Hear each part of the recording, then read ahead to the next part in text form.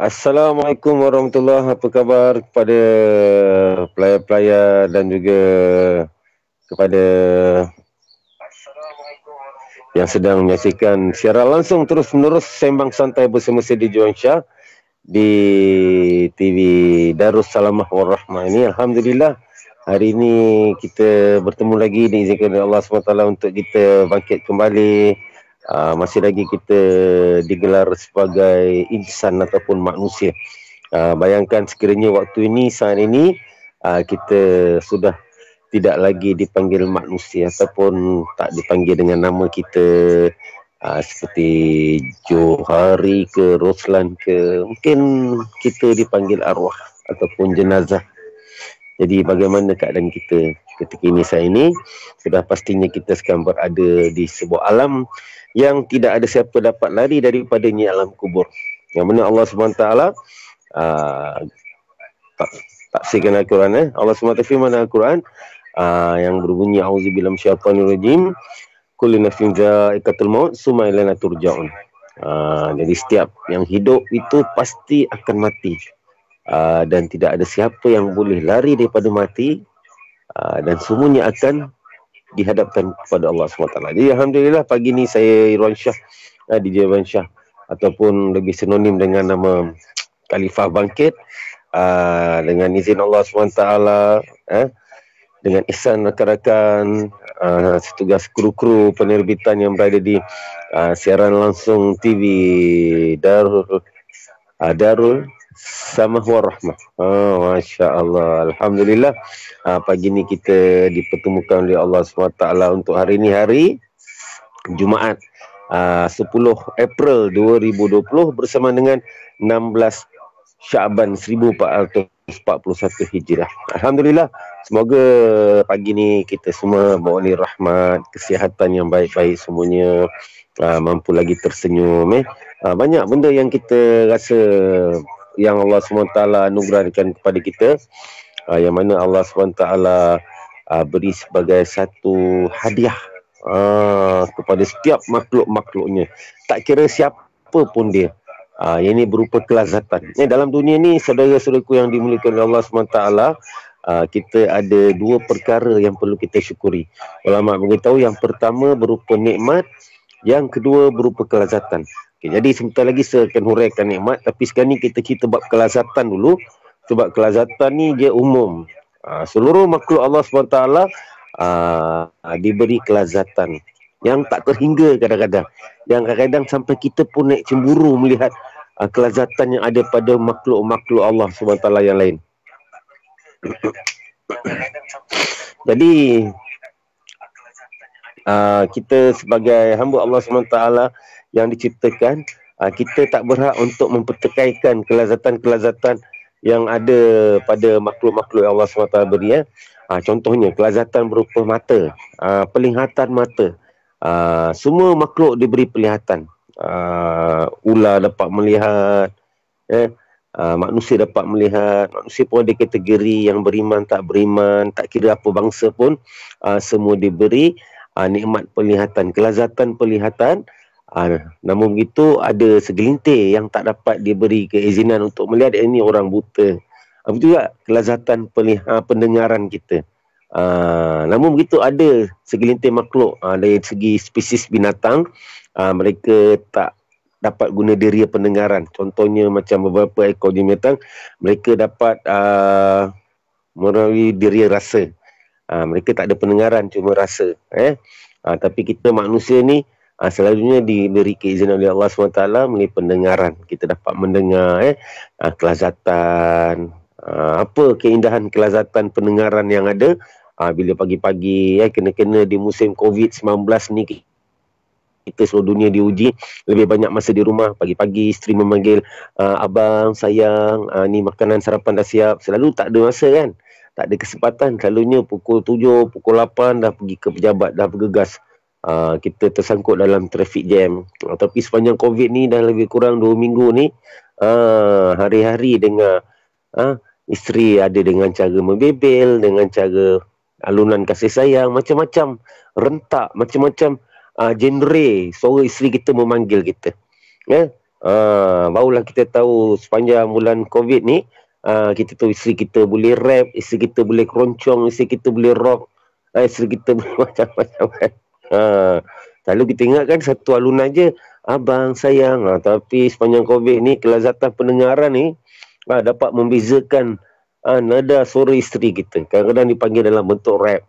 Abang, sayang, macam kan. Macam-macam. Ini semua kelazatan. Ada segelintir manusia yang tak dapat mendengar. Kita panggil orang pekak, kan. Itu juga penglihatan mata. Ini sebagai kelazatan penglihatan. Jadi ada segelintir manusia yang tak diberi keizinan untuk melihat. Kita panggil orang buta. Ya. Bayangkan saudara-saudaraku yang dimiliki Allah SWT. Apa keadaan kita. Jika tiba-tiba kita bangun pagi, Allah tarik nikmat penglihatan mata kita. Kita bangun tengok putih ataupun gelap, dah tak boleh nampak dah. Jangankan wajah-wajah insan tersayang, wajah kita sendiri pun dah kita tak mampu nak tengok. Kalau tidak, waktu-waktu COVID ni, barulah ada masa nak belek-belek buka, baru sedar pun ada jerawat tersembunyi di balik telinga. Kadang kat cuping telinga tu ada jerawat kan. Ni penglihatan mata yang dapat melihat. Dapat tengok wajah insan tersayang, dapat tengok WhatsApp daripada rakan-rakan teman-teman, dapat tengok video-video live macam saya pagi ni, video live daripada rakan-rakan yang lain. Bayangkan orang buta, apa mereka boleh lihat, mereka hanya boleh dengar. Tapi mereka tak mampu melihat, tak diizinkan oleh Allah SWT untuk melihat. Namun begitu, kita kena malu dengan orang buta. Kebanyakan orang-orang buta pun mereka bergegas ketika sebelum musim COVID ni, masjid-masjid masih dibuka untuk beribadat. Maka orang-orang buta pun bila dengar laungan azan, mereka berlumba-lumba untuk pergi ke masjid. Kadang tengok mereka nak lintas jalan, minta izin dek, tolong abang dek nak pergi solat di masjid di hadapan sana. Contohnya bila kita di sekitar Masjid India, di sekitar jalan Tukadur Rahman, tengok ada orang buta nak lintas pergi ke Masjid Jami'. Tapi kita yang diberi oleh Allah SWT nikmat pelihatan mata ni, berapa ramai di antara kita yang bersyukur dengan kelazatan yang diberi oleh Allah SWT. Jadi itulah tuan-tuan yang dimiliki oleh Allah SWT, pagi ini terpanggil untuk kita bersama buat seketika waktu selama 1 jam ini. 1 jam ini pun adalah nikmat kelazatan masa yang diberi oleh Allah SWT. Yang mana nyamuk pun ada 24 jam sehari, ular pun ada 24 jam sehari, manusia pun ada 24 jam sehari. Tak kira apa bangsa, apa agama yang dianutkan kat dunia ni pun Allah bagi sama rata, sama adil. Tidak ada sesiapa boleh mempertikaikan di hadapan Allah besok. Macam mana ya Allah aku nak beriman kepada engkau, si Polan bolehlah, boleh ya Allah. Dia satu hari ada 24 jam, aku ni sehari ada 8 jam je, dengan nak kerja lagi, balik nak jaga anak keluarga lagi, anak isteri lagi, kawan-kawan. Jadi aku tak ada masa nak beriman dengan kau. Tak ada siapa boleh lari daripada tanggungjawab dan alasan yang dia tidak mampu dan tak boleh nak beriman kepada Allah. Sebab semua orang Allah bagi masa yang sama, 24 jam. Tak lebih, tak kurang. Tak ada orang tu 24 jam setengah, orang ni 23 jam 50 minit ke, tak ada. Semua 24 jam yang sama di atas bumi yang sama. Dengan izin Allah kita diterangi oleh matahari yang sama, dan malam kita dihiburkan oleh bulan yang sama, bintang-bintang yang berkelipan yang sama. Tak ada orang yang duduk kat dunia ni, kita semua pakai matahari, dia seorang matahari, dia bulan, planet Pluto. Jadi tak panas sejuk, tak ada. Semua orang dapat duduk kat dunia ni dalam keadaan yang sama. Cuma ada negara yang suasana cuaca dia berbeza-beza, musim-musim ada yang salji sepanjang tahun. Yang ada dalam kat dunia ni, di bumi yang sama ni, matahari yang sama, bulan yang sama, tapi ada negara yang dia punya malam dia panjang, siang dia pendek. Ada negara yang siang dia panjang, malam dia pendek. Tapi kita dekat tanah Melayu ni, dekat Asia Tenggara ni, dekat Nusantara ni, dia balance. 12 jam siang, 12 jam malam. Allahu Akbar. Saudara-saudara yang dimuliakan Allah SWT, jika kita fikir tentang kelazatan-kelazatan Allah ni je, kita tak mampu dah nak uraikan thankful kita kepada Allah tu macam mana. Tapi Allah tak berhajat pun dengan thankful tu.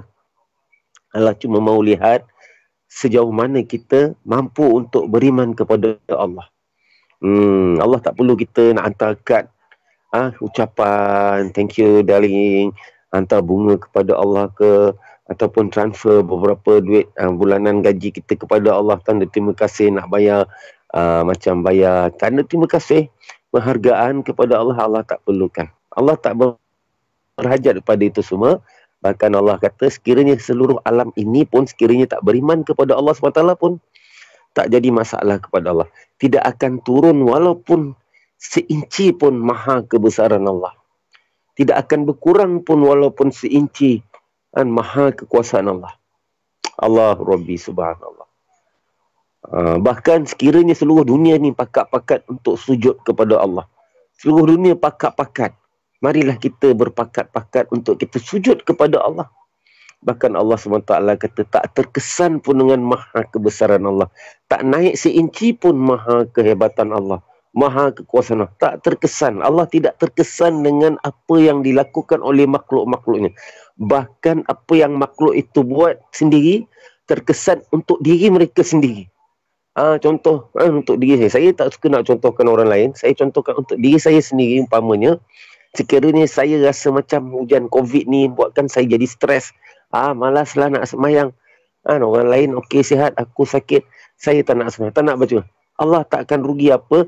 Bahkan saya lah sedang merugikan diri saya sendiri. Saya lah yang sedang menzalimi diri saya sendiri. Ataupun sebaliknya, saya rasa saya nak beribadat sepenuhnya.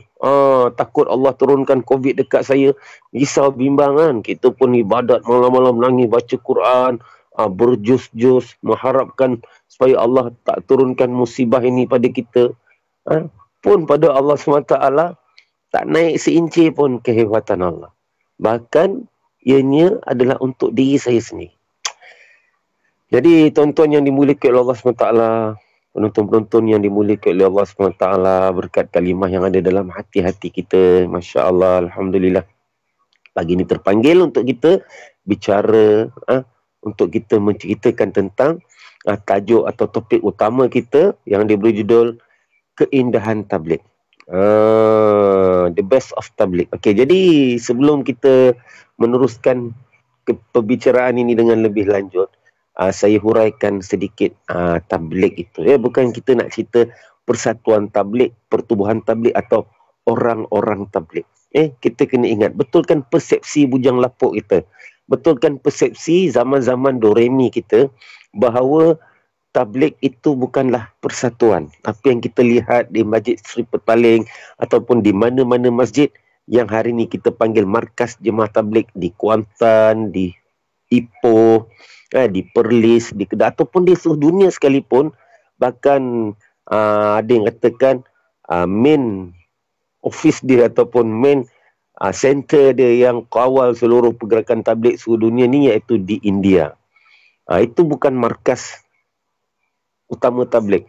Itu adalah masjid yang hidupnya amalan sunnah baginda Rasulullah SAW dalam erti kata kerja dakwah yang pernah dihidupkan satu masa lalu 1400 tahun dulu di Masjid Nabawi, Madinah Munawwarah, dan dihidupkan kembali di masjid-masjid. Sebab tu bila kita sebut tabligh, tabligh ni tidak ada markas. Dia tidak ada pejabat.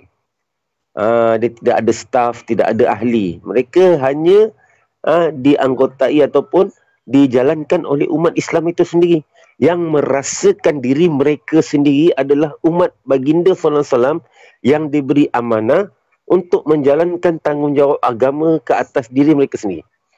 Dan sekiranya satu dunia hari ini berhenti buat tabligh pun, Allah tak akan rugi. Allah dah cerita dalam Al-Quran, sekiranya manusia tak nak menjalankan kerja tabligh, tidak mahu mentablighkan agama yang Allah amanahkan kepada manusia, Allah boleh pilih gajah, Allah boleh pilih burung, Allah boleh pilih pokok, Allah boleh pilih apa saja makhluk yang ada. Bahkan Allah tak berhajat pun pada mana-mana makhluk ni untuk menyebarkan agama Allah SWT. Jika manusia tak nak amal agama, mungkin Allah hapuskan manusia. Lepas ni Allah jadikan satu makhluk yang berupa, bukan nak kata monyet pun bukan monyet, gajah bukan gajah, rimau bukan rimau. Ada makhluk yang kita pun tak tahu lepas ni apa. Allah boleh bagi agama pada mereka. Dan mungkin Allah boleh buat salah silah Nabi-Nabi dalam hidup mereka pula, di dunia yang lain pula. Allahu Akbar, tuan-tuan yang mulia. Inilah kecilnya kita sebagai makhluk. Jadi kita tak perlu nak tanya apa agama bagi pada kita. kita kena tanya apa yang saya telah buat kepada agama. Sama ada saya menjadi manusia yang menaikkan agama ataupun saya yang menjatuhkan agama itu. Wa na'udzubillah min zalik. Harap-harap biarlah kita tergolong di kalangan manusia yang dilahirkan oleh Allah SWT, dipilih oleh Allah SWT untuk jadi manusia yang tergolong dalam satu kumpulan manusia yang menaikkan agama. Seperti siapa? Seperti kekasih-kekasih Allah yang dipanggil Anbiya alaihi wassalam, para sahabat-sahabat radhiyallahu ajma'in, yang mereka telah mengorbankan kehidupan mereka. Mereka manusia yang macam kita. Mereka manusia yang ada keinginan nafsu, ada anak, ada isteri, ada keinginan mahu bekerja, mahu dapat sedikit keperluan, beli barang-barang keperluan hidup. Tapi mereka sanggup remukkan hati mereka. Mereka sanggup korbankan kelesiaan mereka. Mereka redha pada Allah yang telah mengambil secepis keselesaan kehidupan mereka kat dunia ni untuk dikorbankan di jalan Allah untuk bertujuan menyebarkan agama Allah atas maksud supaya setiap manusia ni sampai hari kiamat semuanya dapat kenal Allah SWT dan di akhirat bila mati dapat tengok wajah Allah tanpa dimasukkan ke dalam neraka walaupun sehari, walaupun sesaat sekalipun. Namun begitu, di atas kegagalan manusia ini untuk memahami kehendak Allah dan kehendak Rasulnya dan kehendak mereka-mereka yang telah buat pengorbanan untuk agama, kita telah tersalah tafsir. Kita menganggap mereka ni macam busybody. Kita anggap mereka ni macam orang yang nak jaga tepi kain kita, seolah menghalang apa kehendak kita, kehendak-kehendak kita. Maka kita telah buat keputusan yang salah, menentang jalan-jalan mereka. Kita tak sedar. Bukan kita menentang orang-orang yang mendakwahkan kita. Bila kita menentang jalan-jalan orang yang mendakwahkan kita kepada Allah, sebenarnya kita sedang menentang Allah SWT. Jadi Allah telah cerita dalam Al-Quran, Allah telah mentabligkan cerita-cerita dalam Quran. Tabligh itu satu sifat. Dan tabligh inilah sifat unggul Allah yang Allah telah, ibarat kata yang lebih faham, dibelututkan. Dibelututkan kepada hamba-hamba yang terpilih. Kalau tanya siapa bos tabligh? Tabligh itu Allah. Allah telah mentabligkan kisah dia. Allah telah mentabligkan siapa dia. Di mana melalui Al-Quran. Allah mentabligkan kehebatan dia. Melalui apa? Kalam azan. Yang dilaungkan oleh muazzin. Jadi bila orang tanya, siapa orang tabligh yang suka menjerit-jerit? Bukan orang tabligh yang kita nampak ni. Muazzin itulah. Orang tabligh satu hari 5 waktu. Hayalal salah, hayalal falah. Melaungkan Allahu Akbar, Allahu Akbar. Mereka mentabligkan nama Allah. Atas perintah siapa? Perintah Allah SWT. Jadi tidak timbul kat sini kumpulan tabligh, ahli-ahli tabligh tak timbul. Sebab tabligh itu sifat umat Islam itu sendiri. Yang merasakan diri dia adalah umat Nabi SAW. Jadi jika kita was-was, ragu-ragu dan rasa malas untuk menjalankan tabligh, senang cerita, kita tak selesa nak jadi umat Nabi SAW. Sebab umat yang tak buat tabligh ni umat dulu-dulu. Umat Nabi dulu-dulu saja yang tak dibenarkan untuk menjalankan kerja tabligh. Kerana zaman dulu-dulu, sebelum zaman Nabi SAW, keseluruhan Nabi dulu-dulu lebih kurang 124,000 para Nabi, para Rasul. Ada yang kata 200,000, Allah bisa. Tapi kehadiran seluruh para Nabi, para Anbiya ni, kehadiran mereka hanyalah untuk menjalankan kerja tabligh Allah. Menyebarkan agama Allah, menyampaikan manusia kepada Allah dengan penuh hikmah, dengan kasih sayang. Walaupun jalan cerita mereka kita baca kadang sampai menghayat hati. Ada Nabi-Nabi yang digergaji seperti apa? Seperti Nabi Zakaria alaihissalam. Ada Nabi yang isteri dia sendiri pun menentang dengan anak-anaknya. Siapa? Nabi Nuh alaihissalam. 950 tahun menjalankan kerja dakwah tabligh. Mentabligkan agama kepada kaum-kaumnya, ditentang, dibaling batu, dihina, dicaci, dimaki. Hingga ke Allah buat keputusan untuk hancurkan kaumnya dengan banjir yang besar. Kecuali mereka-mereka yang terima jalan tabligh Nabi Nuh AS telah naik ke kapal Nabi Nuh, hanya lebih kurang 83 orang saja yang selamat. Itu juga Nabi Hud AS. Dihantar oleh Allah untuk mendakwah tablighkan kaumnya. Yang ini dipanggil kaum Ad. Yang ketika itu bangga dengan badan yang sadar-sadar, badan yang besar, yang hebat. Yang mereka dalam sejarah diriwayatkan mereka boleh cabut pokok tamar ni. Pokok tamar ni lebih kurang macam pokok kelapa sawit juga. Mereka boleh cabut pokok tamar ni macam mana kita cabut rumput. Allahu Akbar, subhanallah. Namun begitu, mereka menolak dakwah tabligh Nabi Hud AS. Mereka merasakan mereka hebat. Mereka tak rasakan Allah yang cipta mereka itu lebih hebat daripada mereka. Bahkan mereka telah mencabar Maha Pencipta mereka. Mereka telah korek lubang, tanam kaki mereka, ibarat mereka buat satu benteng macam mana pemain bola rugby, beramai-ramai nak menunggu azab Allah. Yang mana dikabarkan hari sebelum tu oleh Nabi Hud AS, esok pagi akan Allah turunkan satu azab hujan api, ribut taufan lebih kurang begitu ya. Namun begitu mereka telah mencabar Allah. Mereka kata setakat angin, kami badan besar-besar, kami hebat. Apa yang berlaku pada esoknya? Pada keesokannya Allah telah turunkan hujan api, angin yang ribut berupa angin api, seperti hujan api, telah hancurkan badan-badan mereka, daging-daging mereka hancur, lebur. Seperti badan yang terbakar dalam satu kebakaran yang besar.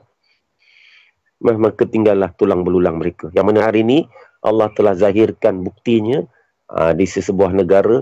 Mereka telah gali untuk dapatkan minyak. Mereka telah jumpa tengkorak kepala kaum Nabi Hud, yakni kaum Ad, yang mana kepala mereka saja boleh diduki oleh lebih kurang 40-50 orang. Subhanallah. Bermakna sejarah ini wujud. Teknologi mereka hebat. Tapi mereka menentang Allah SWT. Mereka menolak jalan tabligh para Nabi, para Rasul. Jadi tuan-tuan yang mulia, di sinilah saya nak sama-sama kita mengislah diri kita. Yang mana sebelum ini kita telah tersalah erti. Termasuklah saya yang bercakap. Saya sendiri pun sebelum dijemput oleh salah seorang sahabat yang merupakan juga dulunya beliau ni merupakan seorang penyanyi kumpulan rock. Sekarang ni masih lagi menyanyi. Namun begitu dah ada sedikit rotation dalam kehidupan. Dulu menyanyi tak beriman, dulu menyanyi tak kenal sunnah. Tapi sekarang dah kembali kepada sunnah. Sekarang dah kembali kepada kehidupan yang diridhai Allah. Anak isteri dah mula jaga solat. Tak lain tak bukan, iaitu abang angkat saya, Abang Izam Iwai. Jadi tuan-tuan yang dimuliakan oleh Allah SWT. Jadi nak ceritakan kat sini, saya dulu sendiri pun tak pernah kenal yang satu hari saya akan berkenalan dengan sunnah-sunnah Nabi SAW.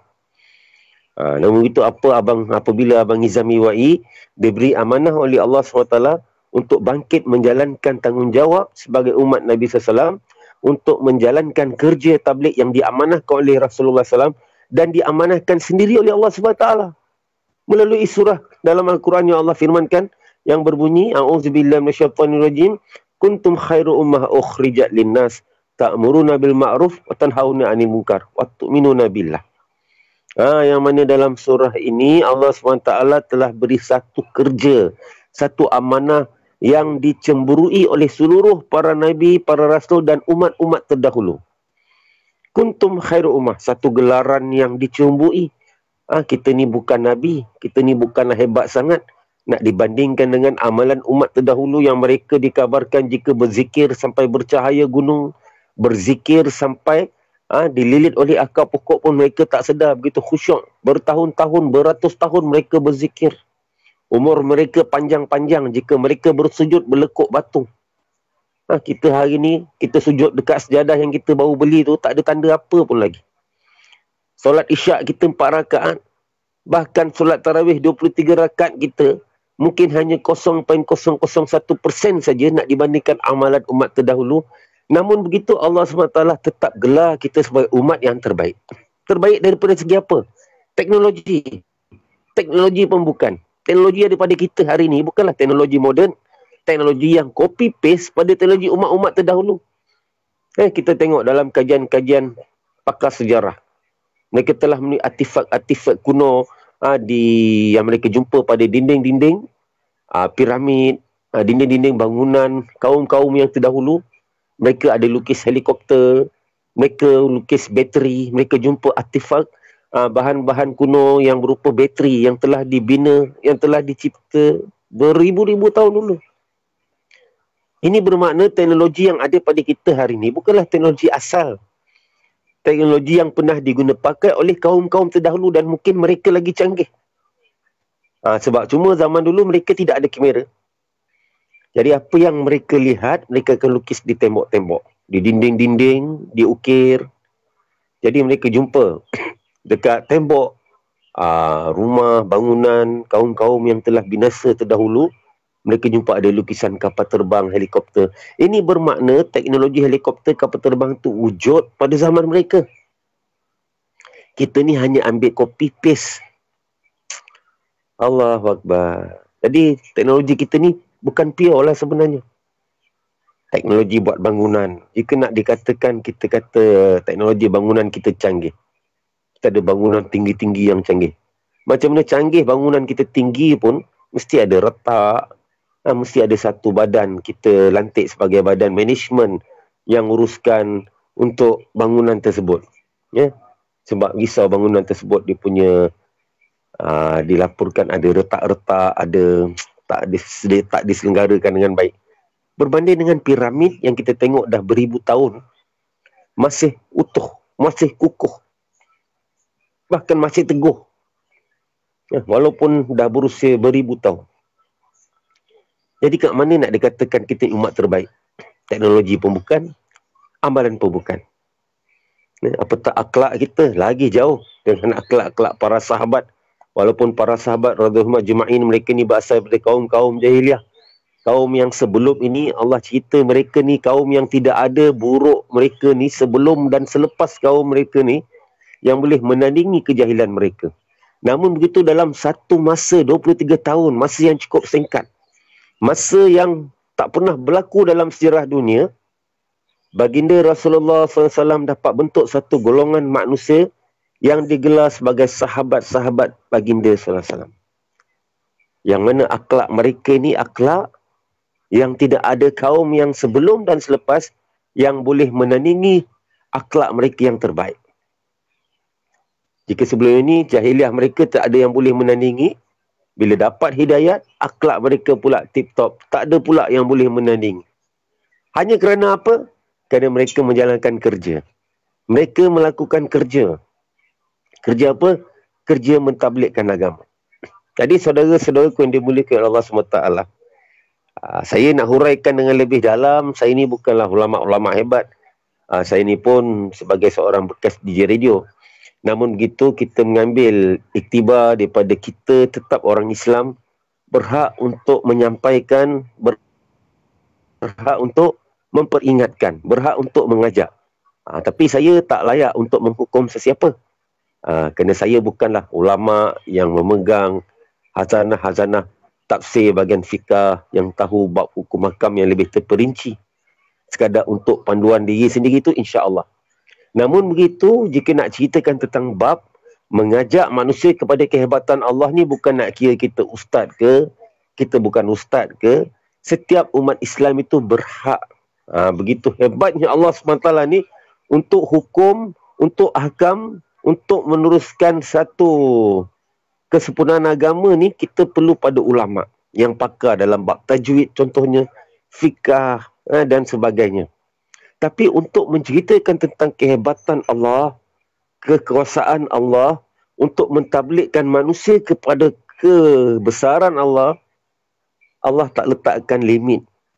Bahkan Allah SWT beri ganjaran yang besar.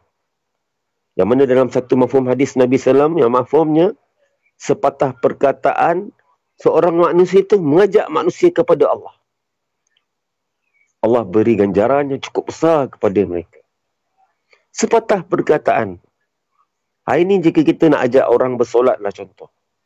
Adakah cukup dengan sepatah perkataan? Solat. Solat. Sekurang-kurangnya mesti dengan akhlak dan adab. Assalamualaikum. Dek, jom. Dah azan, mari solat. Berapa perkataan tu? Dek, jom. Dah azan, mari solat. 6 perkataan. Ini Allah jadi sepatah perkataan. Solat. Dah cukup. Untuk Allah beri satu ganjaran yang cukup besar untuk mereka yang merasakan perkataan solat itu adalah satu amanah dan tanggungjawab. Allahu Akbar. Bukan niat dia nak betulkan orang tu, bukan dia nak rasa dia nak nampak keburukan orang tu, tapi dengan rasa di hati tu ada rasa keinginan, tanggungjawab, kesungguhan, keseronokan untuk mengajak manusia kenal Maha Pencipta ni. Allahu Akbar, subhanallah. Inilah keindahan tabligh, saudara. Yang dikatakan tabligh itu adalah satu sifat yang mana jika kita bawa betul-betul dalam diri kita, Sebab tabligh itu sendiri adalah sifat para rasul, para nabi, yang mana jika dihuraikan sifat tabligh ini, sifat satu orang yang rasa benar-benar berkeinginan, bersungguhan. Allah, benar-benar seronok, nak sangat semua orang dapat beriman pada Allah. Tak sanggup tengok orang berbuat maksiat, tak sanggup tengok orang tu meninggalkan solat. Bukan nak rasa di hati dia, ni ahli neraka ni. Bukan. Tapi kerana dia pernah dengar pesanan-pesanan kekasih Allah yang kita panggil hari Nabi Muhammad SAW, pernah berpesan sekiranya satu orang melakukan sekian atau sekian, apakah hukumannya dia akan dapat di akhirat nanti. Sekiranya dia tidak bertobat, apakah akan dia dapati. Jadi kerana merasakan suatu kesusahan yang akan melanda orang yang di depan dia tu nanti, maka keinginan dia untuk mengajak. Dia tak menghukum. Kau ni ahli neraka ke? Tak. Dia cuma mengajak, jom kita pergi. Jom kita pergi solat. Janganlah buat macam ni. Allahu Akbar. Saudara ku yang berbeza. Terlalu beza. Jika ulama'-ulama' yang tahu bab hukum-hukum ni, mereka lebih faham, ada hadis tentang bab hukum. Itu tugas mereka. Tapi ni nak cerita secara umum. Orang awam lebih banyak daripada ulama'. Ulama' ada tugas mereka. Ulama' tugasnya guide manusia supaya dapat beramal dengan betul melalui panduan hadis-hadis dan ayat Quran yang mereka belajar selama ni untuk guide kita orang-orang awam macam mana nak solat dengan betul, apa yang makruh dalam solat, apa yang membatalkan solat, macam rukun kauli dalam solat. Macam ni tak lama lagi nak masuk bulan Ramadan, apa yang jadi makruh sepanjang Ramadan yang membatalkan puasa kita ketika nak qada puasa, puasa-puasa yang terdahulu jika tak sempat dia qada, apa kita nak lakukan. Ini panduan daripada ulama'. Tapi ni kita cerita umum. Orang awam macam kita tak layak nak kupas hadis-hadis bab hukum. Tak layak nak kupas hadis-hadis bab denda orang. Sebab kita bukan ulama' yang dilantik dan ulama' yang pernah bermujahadah duduk tentang mentaati ilmu, mentelaah ilmu tersebut. Jadi apa kita boleh buat untuk agama? Yang macam ni kata di awal tadi, adakah kita tergolong di kalangan manusia yang menegakkan agama, yang buatkan agama jadi bangkit, ataupun kita tergolong di kalangan manusia yang biarkan agama runtuh macam tu saja? Jadi ni kita nak cerita pasal orang awam macam kita, yang kita seorang kontraktor, kita seorang penyanyi, seorang pelakon, peniaga burger, siapa pun kita yang bekerja di luar bidang yang dikata agama. Sebab ini kita rasa kalau nak agama, kena dalam bidang agama, kena di jabatan agama, ustaz, kena bekerja sebagai pensyarah di universiti agama. Tak semestinya. Itu kalau dapat itu, bonus lah. Mereka duduk di tempat yang ada kaitan dengan agama. Jika ada orang hantar anak-anak ke sana, namun ini kita nak cerita umum di luar. Di universiti yang tak ada kaitan dengan nama agama, di bank-bank yang tidak ada nama agama. Siapa yang nak masuk ke dalam tu, nak berenang sebagai da'i Allah yang bergerak di dalam tu. Jadi saudara-saudaraku yang dimuliakan Allah SWT, istimewanya bila kita mendalami istilah tabligh itu sendiri. Contoh, beberapa bulan lepas saya pergi ke hospital kerana menyambut kelahiran cucu yang keempat. Dan tahun-tahun yang berikut-berikut sebelum ni, ketika menerima kehadiran cahaya mata saya yang ke-8, yang ke-7, yang ke-6, yang ke-5, yang ke-4, kebanyakannya semua lahir di hospital yang sama.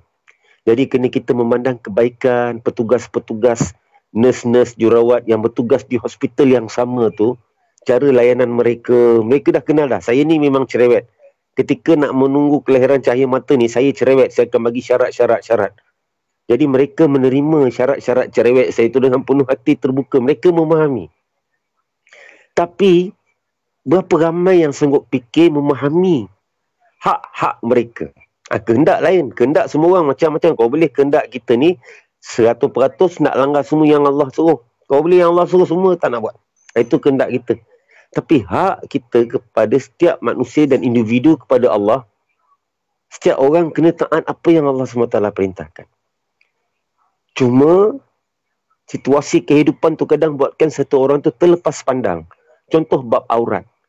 Aurat contohnya. Satu orang wanita, kita faham dalam Al-Quran Allah perintahkan wanita ni kena pakai pakaian yang menutup aurat yang sempurna. Bukan istilah bertudung macam hari ni kita faham bertudung, berlitup tapi baju masih nampak ketat, masih pakaian yang mengikut nampak bentuk pinggang, nampak punggung. Ini bukan menutup aurat sempurna yang Allah kehendaki dalam Quran.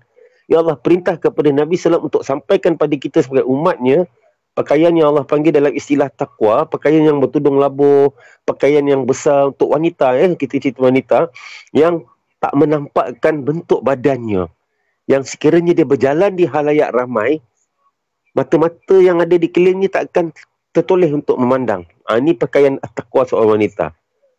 Tak macam kita ini, wanita yang berpakaian, walaupun isi orang pun hari ini, semua orang akan paling tidak pun guntang di mata sebab takut nak bersiul, suami dia ada sama. Paling tidak pun dia jeling-jeling ikut, dalam hati, ini orang ni bergetar lagi. Sebab apa? Sebab pakaian wanita itu sendiri mengundang fitnah daripada keadaan sekelilingnya sendiri. Begitu juga di hospital-hospital juga, pakaian-pakaian nurse-nurse yang di dalam hospital, mereka dalam satu kategori mereka berkhidmat untuk masyarakat, bahagian perubatan, bantu orang sakit. Ini satu kemuliaan. Tapi dalam bab pakaian mereka meletakkan dalam satu kehinaan. Mereka tak boleh nak buat apa sebab mereka dalam dikontrol. Mereka diperintah oleh bahagian-bahagian atasan kena berpakaian sebegini. Siapa yang nak tolong fikir untuk mereka? Siapa nak tolong ketengahkan hasrat Allah SWT ini, hasrat bagi Rasulullah ini, supaya nurse-nurse kita, jurawat kita dah bekerja dapat satu kemuliaan dan kita nak pakaian mereka pun mulia.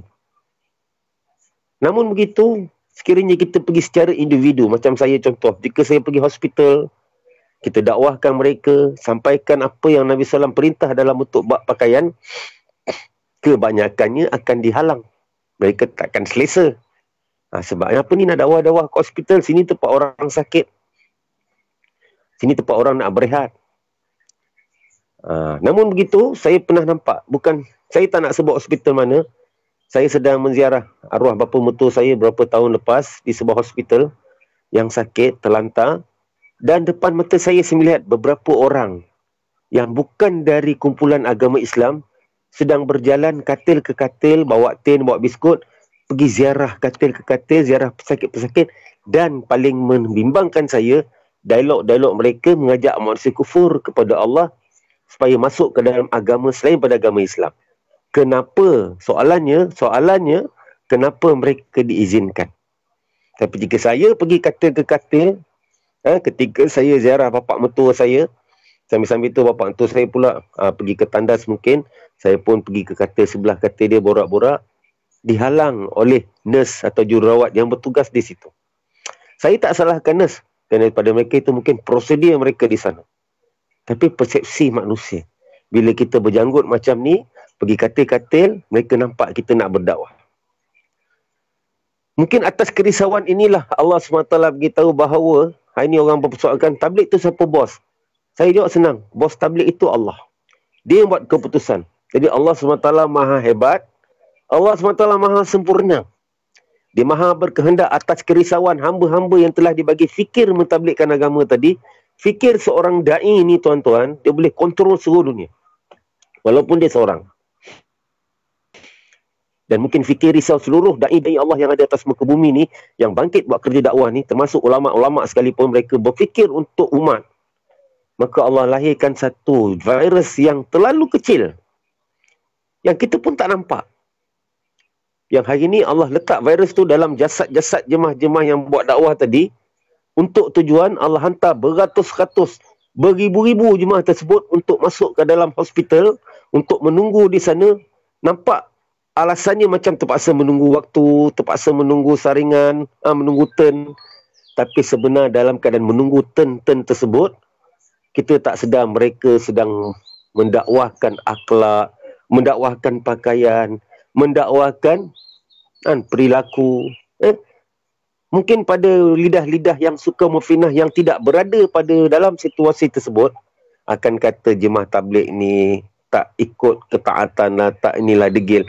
Tapi jika kita dengar penjelasan pada petugas-petugas di hospital yang menerima kunjungan jemaah-jemaah tabligh yang beribu-ribu tadi, kebanyakan mereka sendiri mengatakan, jemaah-jemaah tabligh di dalam hospital tersebut, mereka taat dan mudah diatur berbanding dengan orang-orang yang tak buat dakwah, yang degil dan sebagainya, yang siap ada maki hamun sekali. Tapi jemaah-jemaah tabligh, mereka sabar dan paling seronok mereka hidupkan suasana agama. Bukan suasana agama ada kat masjid-masjid kita. Sampaikan ada jururawat-jururawat kita yang mengaku mereka sendiri tak pernah terfikir macam mana suasana masjid pada Masjid Nabawi di zaman hidupnya Rasulullah SAW dengan sahabat yang telah dihidupkan oleh jemaah-jemaah tabligh di hospital tersebut. Dengan bacaan hadisnya, dengan cara berjalannya, dengan cara pakaian mereka, sementara mereka menunggu giliran mereka berbaring pun ada adabnya. Masya Allah, Masya Allah. Sebab tu saudara tu mulia, pada saya sendirilah individu saya. Jika disebut apa keindahan tabligh itu sendiri mengajar saya sendiri untuk bersangka baik dengan Allah SWT. Hari ini kita terlalu banyak bersangka buruk. Sebab tu Allah turunkan banyak keburukan-keburukan. Bersangka buruk dengan pemimpin, bersangka buruk dengan jiran, bersangka buruk dengan sesiapa saja. Bahkan bersangka buruk dengan binatang pun akan menjadikan akhlak binatang tersebut akan Allah jadikan buruk seperti mana kita sangkakan. Sebab itu baginda Rasulullah SAW mengajar para sahabat menjalankan kerja dakwah tabligh selama 23 tahun di Mekah dan di Madinah. 13 tahun di Mekah, 10 tahun menyempurnakan agama di Madinah melalui hasil kerja dakwah tabligh Nabi SAW. Maka telah membentuk 124,000 para sahabat. Yang mereka ni semua ada akhlak bersangka baik dengan Allah SWT. Apa Allah jadikan? Dalam masa 23 tahun, dengan sangkaan baik mereka pada Allah, Allah telah zahirkan agama ini telah sampai ke seluruh dunia. Agama telah masuk ke dalam hati-hati manusia. Bukan hanya di signboard, bukan hanya di frame, bukan hanya di signboard bank, bukan hanya di atas buku, tapi agama yang Allah SWT kendaki dan Rasulnya masuk ke dalam hati-hati manusia. Dan bila agama itu telah masuk dalam hati manusia, secara automatiknya agama itu akan dipraktikalkan dalam maksud kehidupan itu sendiri. Akan dizahirkan perbuatan-perbuatan dengan jasad itu sendiri. Contohnya bila orang tu dah ada agama di hati dia, bila tiba waktu solat 5 waktu, bila dengar lawangan azan, secara automatik tanpa siapa suruh, tanpa ada undang-undang yang memaksa, dia sendiri akan berlari untuk menunaikan solat. Inilah maksud untuk kita mendawami, untuk kita keluar jalan Allah, bukan untuk join, untuk suka-suka orang kecam kita sebagai tabligh, orang tabligh. No. Tabligh itu sifat untuk kita belajar, untuk kita menghayatinya, untuk kita memasukkan kehidupan baginda SAW dalam kehidupan kita. Paling tidak pun rasa takut kepada Allah, rasa malu kepada Allah. Malu nak bermaksiat di atas bumi Allah. Malu nak melanggar perintah-perintah Allah. Sifat malu itu sendiri akan membentuk peribadi seseorang. Malu nak rasuah, malu nak riba di atas bumi Allah. Ini akan membentuk hati daripada usaha yang sama macam mana usaha telah dibawa oleh baginda SAW. Inilah tabligh. Jadi sekali lagi saya menyeru pada rakan-rakan, teman-teman, saudara-saudara saya yang dimuliakan Allah SWT. Ya, apa yang anda lihat, ya, siapa yang pernah kenal saya secara personal dulu, panggil saya sebagai DJ Irwan Shah, pernah kerja sebagai DJ. Dan siapa yang masih lagi mengenali saya sekarang.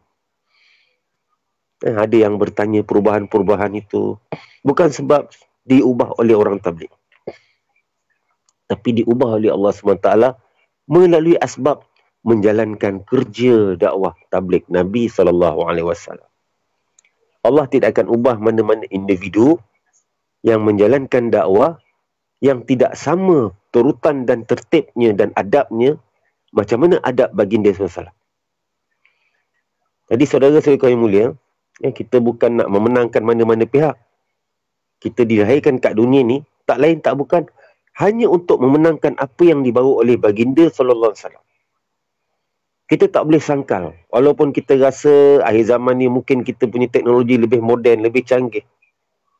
Dan kita rasakan kita punya akal fikiran lebih ke depan. Lebih atraktif. Lebih inovatif. Namun begitu tak akan dapat menandingi inovatifnya pemikiran baginda Rasulullah SAW. Sebab apa? Baginda SAW berfikiran dalam keadaan baginda SAW telah diperlihatkan oleh Allah ketika Isra' Miraj keadaan umatnya yang berada dalam neraka Allah SWT. Siapakah yang dimasukkan ke syurga Allah SWT. Jadi baginda SAW melakukan satu usaha dakwah dengan keadaan cemas, bimbang, takut, risau, harap dan takut. Inilah takwa. Berbeza dengan kita. Kita buat sesuatu yang kita sendiri declare kononnya agama, tapi tetap ada maksud-maksud yang tersendiri. Wallahu a'lam bishawab. Hanya Allah SWT Maha mengetahui. Jadi setakat itu saja yang dapat kita bersama untuk kali ini. Mudah-mudahan apa yang saya sampaikan daripada awal pertemuan kita tadi sampai sekarang, yang boleh bagi faham, yang boleh bagi mengerti hanya Allah SWT. Kerana lidah yang bercakap ini pun hanya mengeluarkan kata bergantung kepada keizinan Maha Pencipta. Jadi untuk lidah ini punya bicara yang mengeluarkan setiap patah perkataan masuk ke dalam hati-hati tuan-tuan sehingga boleh jadi faham di akal fikiran untuk berfikir buat keputusan juga bergantung kepada Allah SWT. Apa yang penting kita kena selalu berdoa kepada Allah. Semoga setiap apa kebaikan yang datang dalam diri kita yang disampaikan, kita harap pada Allah. Mudah-mudahan kita diberi taufik hidayah untuk kita faham, untuk kita amal dan untuk kita sampaikan kepada saudara-saudara kita yang lain. Selain dari Allah SWT, tidak ada siapa berbuat apa saja. La haula wala quwwata illa billahil azim. Untuk melakukan sebesar zarah kebaikan ataupun untuk meninggalkan sebesar zarah keburukan. Kita semua berhajat hanya kepada Allah SWT. Tidak ada makhluk boleh ubah kita. Tak ada makhluk boleh mengubah nasib kita di dunia dan di akhirat. Hanya Allah SWT. Jadi sekali lagi saya DJ Syah, sebelum kita berpisah untuk kali ini, hari yang mulia ini, hari Jumaat 10 hari bulan April 2020 bersama dengan 16 Syaban 1441 Hijrah. Dan bertepatan pula tak lama lagi, lebih kurang 2 minggu daripada sekarang, insya-Allah dengan izin Allah SWT, sekiranya dunia masih ada lagi, masih kekal lagi untuk seketika waktu ini, kita semua, seluruh umat Islam di seluruh dunia akan berhadapan, akan masuk ke gerbang Ramadan. Jadi kita mulalah daripada sekarang. Pertama sekali untuk masuk gerbang Ramadan ini, kita bersihkan hati-hati kita. Bersihkan segala sangka buruk kita. Bersihkan segala kesalahfahaman kita pada Allah, pada makhluk-makhluknya. Kita belajar untuk berpandang baik pada seluruh makhluk-makhluk Allah. Walaupun di hadapan kita diuji satu makhluk yang kita nampak buruk pada zahirnya, tapi kita belajar untuk bersangka baik dengan Allah. Di sebalik buruk yang dihantar itu, mungkin ada kebaikan yang kita tak tahu yang terselindung di sebaliknya.